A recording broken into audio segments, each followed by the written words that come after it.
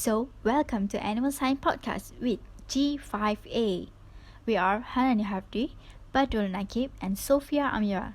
So, today we are going to take an in-depth look at coccidiosis that haunted the worldwide poultry industry. Let's bring it on!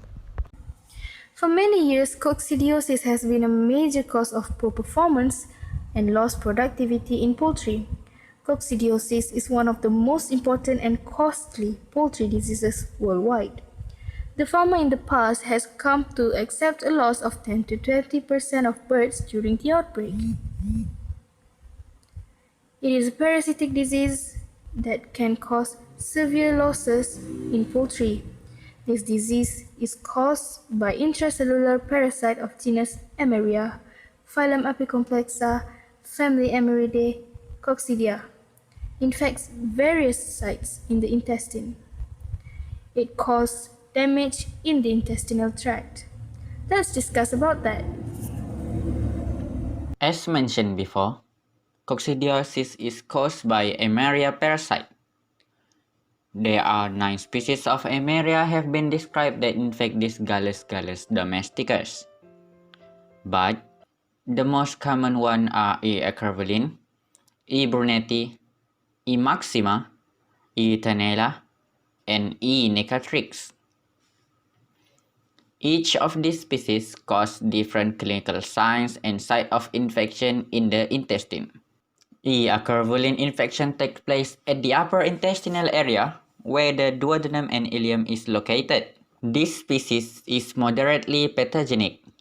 The morbidity rate is varies. It can be high or low, while the mortality rate is low. Infection by E. maxima only in the middle part of the intestine on either sides of mucal diverticulum. Report also state that this infection can ascend into the duodenum, but the lesion it causes are limited to the middle of the small intestine only.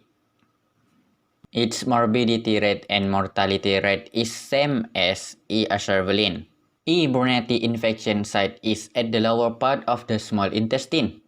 It causes enteritis, hemorrhage, and occasionally blood intestine. E. necatrix causes a very severe intestinal infection. The infection site can be found almost at all parts of the upper and middle intestine. But this genus only causes infections to the adult and older poultry. E. tenella prefer to develop at the caeca of poultry, and it invade the villus of enterocyte. These 3 species, E. bruneti, E. necatrix, and E. tenella, cause coccidiosis infection with high morbidity and mortality rate. A clear knowledge and the mechanism involved in the infection of coccidiosis is very important to avoid this problem. Therefore, we need to know the diagnosis and the symptoms of the infection. Early symptoms if possible. As I have been already informed that different species of coccidia infect different stages of hosts. I hope Miss Hardy can explain this. Thank you, Sofia. Now, let's move on to the infected species.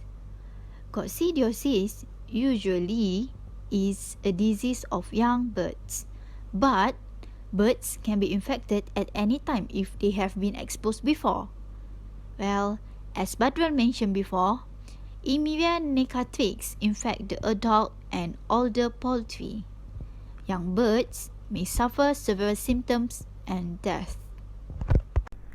Each type of Amira species cause different lesions to the intestine.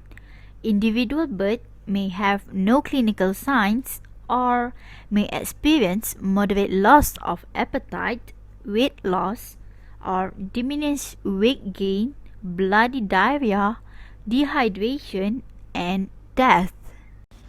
As for the disease transmission, this disease spreads from one animal to another by direct contact with infected feces, ingestion, and infected tissue. Both clinically infected and recovered birds shed oocysts in their droppings, which will contaminate the feed, thus water, litter, and soil. The oocysts also may be transmitted by the fomite. For example, the equipment, clothes, and the farm workers, where the young chicks may pick up the fomite. Wet areas are the source of infection. The oocysts remain viable in litter for many months. Now, I will pass again to Sofea. The infection of coccidiosis can really cause a great economic loss and severe welfare issues. Therefore, continuous of-knowing process of coccidia and also the relationship of it with animal are needed. This is so to continuously develop treatment for the disease. For your information, parasites have the ability to adapt and withstand the treatment after a period of time. It also may develop ability to evade the host's natural defense system.